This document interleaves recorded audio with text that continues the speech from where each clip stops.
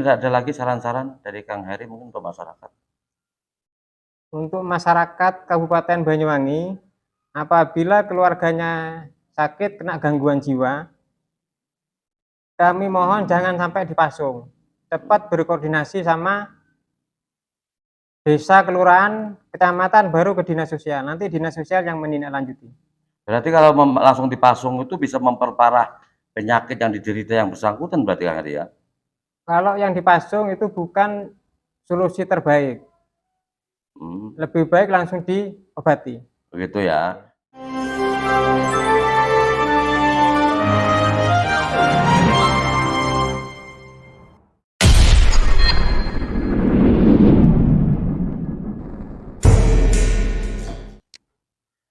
Assalamualaikum warahmatullahi wabarakatuh. Pemirsa netizen dimanapun berada, kita tahu mungkin di Banyuwangi ini ada sebuah fenomena tersebarnya orang-orang gila di jalanan. Nah, menurut informasi walaupun tidak resmi, Banyuwangi kerap kali dijadikan sebagai transit, yaitu pembuangan orang-orang gila ataupun dari orang-orang gepeng dari yang berasal dari kabupaten-kabupaten tetangga. Benar dan tidaknya kita nanti akan bertanya sekilas kenapa hampir tidak bisa dikurangi, apalagi dihilangkan tentunya orang-orang yang kategori nanti ada istilah lain dari dinas sosial. Nah, ada yang menarik ini bahwa ternyata orang-orang gila yang ditangani yang berawal dari dirazia oleh Satuan Polisi Pamung Praja, kemudian dibawa ke dinas sosial. Lantas diapakan dan dikemanakan orang-orang gila tersebut selama berada di dinas sosial? Secara kebetulan ini saya berada di samping saya ada orang yang terbiasa menangani orang-orang gila tersebut. Baik, kita akan bincang-bincang sejenak dengan beliau. Assalamualaikum Kang Heri. Waalaikumsalam. Alhamdulillah. Kang Heri, nama lengkapnya siapa? Suhairi. Suhairi panggilannya Heri. Kang Heri ya. Kang Heri, kami melihat dari tahun ke tahun ini kan Kang Heri ini menangani orang-orang gila ya. Mulai dari memandikan, kemudian merawat tubuh, memotong rambut, hingga ada pembinaan-pembinaan. Nah, kami ingin tahu, masyarakat juga tentu ingin tahu ya, seperti apa sih proses penanganannya itu? Ya, terima kasih. Ini memang dinas sosial, PP dan KB, ini yang ditangani banyak, terutama orang dengan gangguan jiwa yang ada di jalan-jalan. Dari Satuan Polisi Pamung Praja, Kabupaten Banyuwangi, selalu merazia ODGJ yang ada di jalan-jalan ataupun yang meresahkan masyarakat. Dibawa ke dinas sosial. Dari dinas sosial nanti kita merawat, mencukur, memandikan, dan mengganti baju. Setelah itu kita asesmen. Apabila yang bersangkutan bisa menyebutkan rumah atau alamat asalnya, kita pulangkan melalui pemulangan. Bagi yang tidak bisa menyebutkan nama, kita taruh sementara di rumah sakit jiwa sampai yang bersangkutan bisa menyebutkan alamat rumahnya. Gitu ya. Jadi terus untuk tadi kan disebutkan diganti baju ya, terus semacam dilengkapi lah dari semula yang pakaian tidak layak oleh orang kena dampak gangguan jiwa atau orang gila, masyarakat umum menyebutnya. Itu semua disiapkan oleh dinas sosial atau bagaimana itu?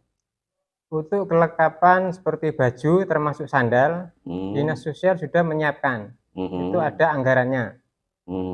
Jadi setiap ODGJ yang masuk ke dinas sosial setelah direhabilitasi, kita ganti baju apa sandal, terus kita kasih makan.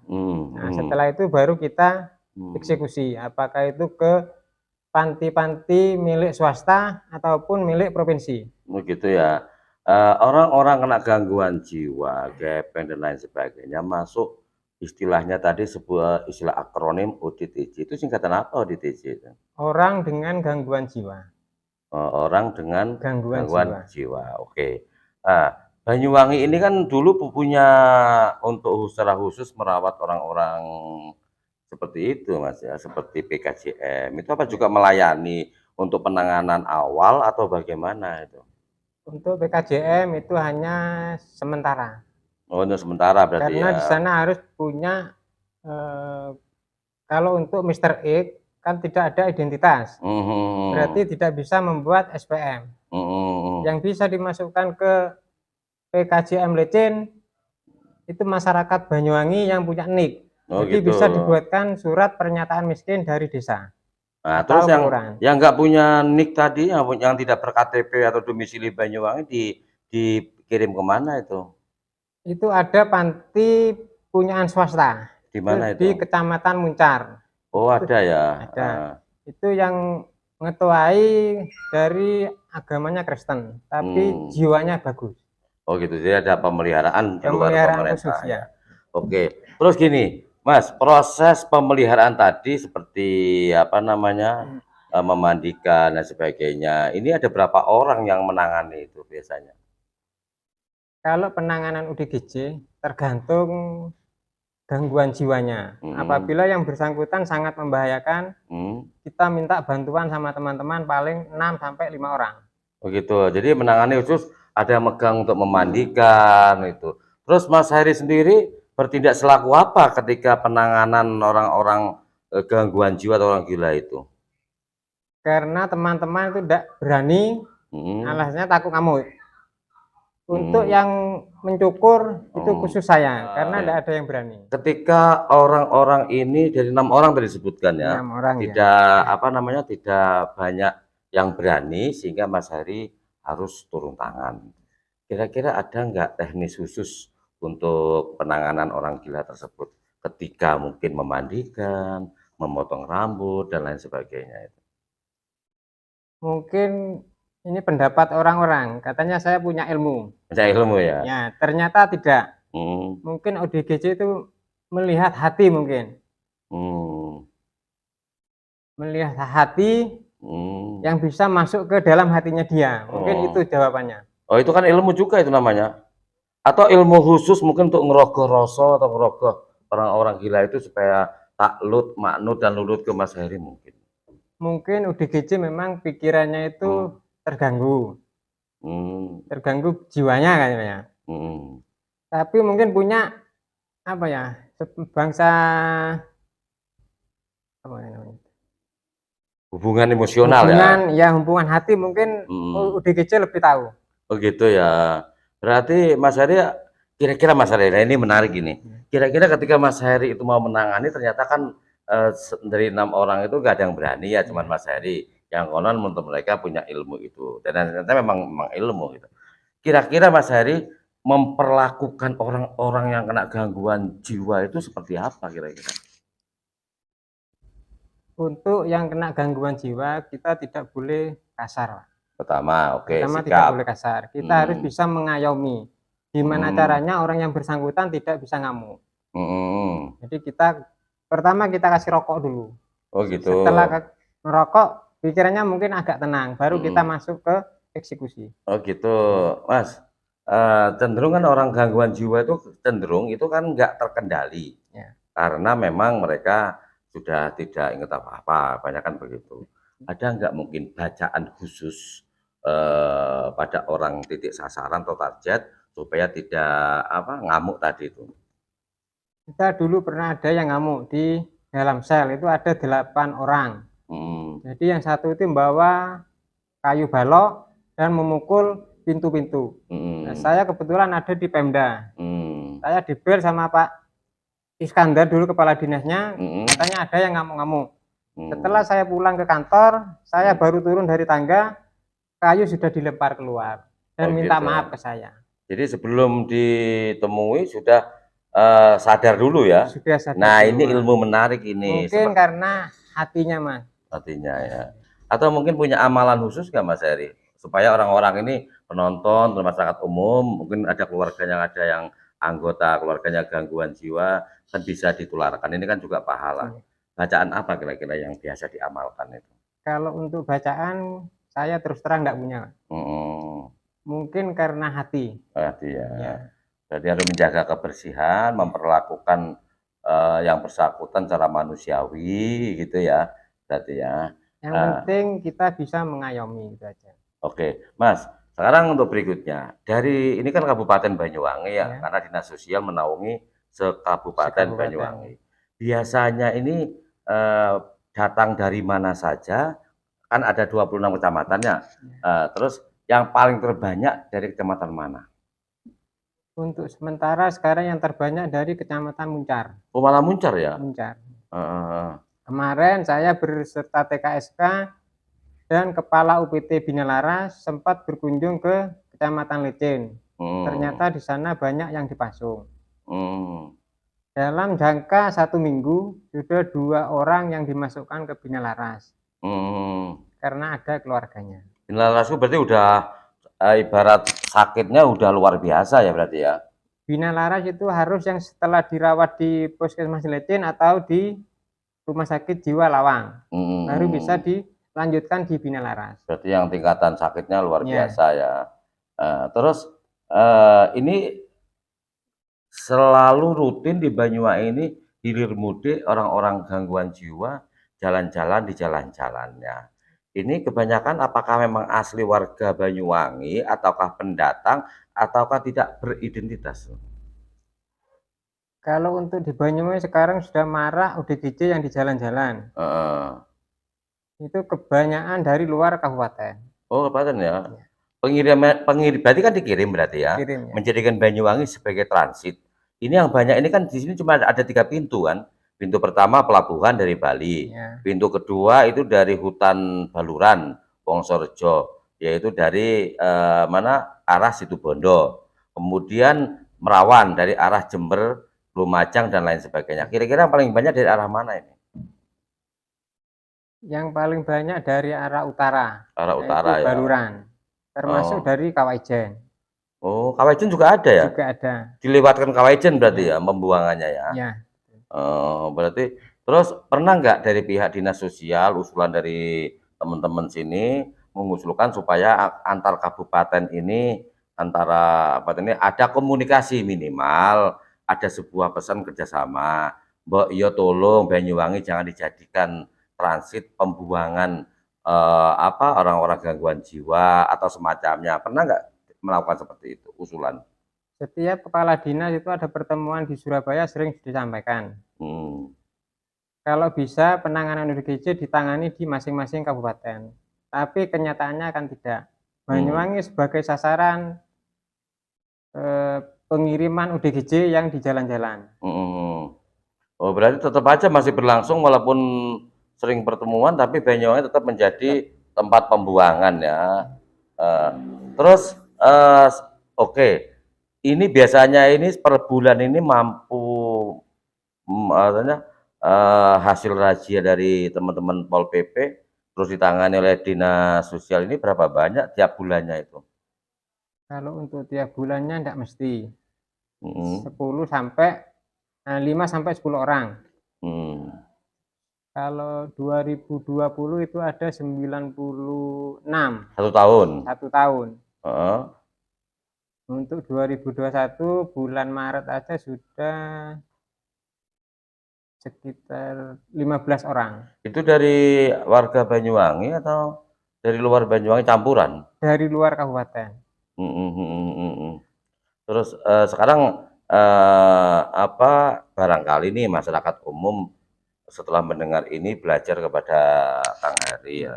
Mungkin ada semacam cara atau trik atau mungkin boleh dibilang sebagai rahasia menangani orang-orang kena gangguan jiwa. Kali aja dari salah satu anggota keluarga masyarakat ini ada yang mengalami hal serupa terus belajar seperti apa mungkin saran-sarannya Kang Heri ini kepada masyarakat ini jika menghadapi ada anggota keluarganya yang kena gangguan jiwa? Saya berharap masyarakat juga ikut menangani terkait ODGJ. Paling enggak kalau sakit bisa merujuk ke rumah sakit apabila yang beresiko sakit. Nah, sekarang gini, ini kan saran ya. Jikalau misalnya mereka terdesak nggak mampu nangani, sementara mereka nggak menginginkan anggota keluarganya lepas dari rumah, butuh bantuan. Kira-kira Kang Heri siap nggak jikalau diminta bantuan dari masyarakat untuk datang kemudian menangani orang yang kena gangguan jiwa tersebut? Saya mau untuk membantu masyarakat yang keluarganya kena gangguan jiwa. Nanti saya bisa berkoordinasi sama TKSK setempat untuk asesmen. Kemudian yang bersangkutan kita umpamanya kotor, kita potong dulu, kita cukur, kita mandikan. Setelah itu kita koordinasi sama desa atau kelurahan untuk membuatkan SPM apabila yang bersangkutan tidak mempunyai BPJS. Wah, oke. Ini saran dari Kang Heri sekaligus kesiapan untuk jika ada anggota keluarga yang kena sakit tadi ya, gangguan jiwa.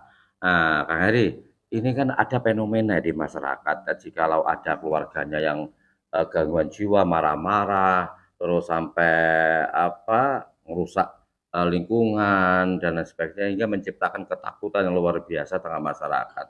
Kira-kira ketika itu langsung dipasung kan begitu. Nah, ketika melihat dipasung ini gimana sih menurut Kang Heri? Apakah orang gangguan jiwa itu harus dipasung seperti itu atau bagaimana? Untuk gangguan jiwa yang sangat mengkhawatirkan masyarakat, itu untuk pasung itu sudah bebas di Provinsi Jawa Timur. Sementara ini jangan boleh ada yang masuk keluarga atau lingkungan. Ya, karena apa? Karena sudah bebas pasung. Lebih baik berkoordinasi sama desa, desa biar koordinasi sama dinas sosial. Nanti penanganannya gimana? Berarti ada teknis khusus untuk pemasungan itu berarti ya? Nggak ngawur itu ya? Ya. Mungkin ada lagi saran-saran dari Kang Heri mungkin untuk masyarakat? Untuk masyarakat Kabupaten Banyuwangi, apabila keluarganya sakit kena gangguan jiwa, kami mohon jangan sampai dipasung. Cepat berkoordinasi sama desa, kelurahan, kecamatan, baru ke dinas sosial. Nanti dinas sosial yang menindaklanjuti. Berarti kalau langsung dipasung itu bisa memperparah penyakit yang diderita yang bersangkutan berarti Kang Heri ya? Kalau yang dipasung itu bukan solusi terbaik.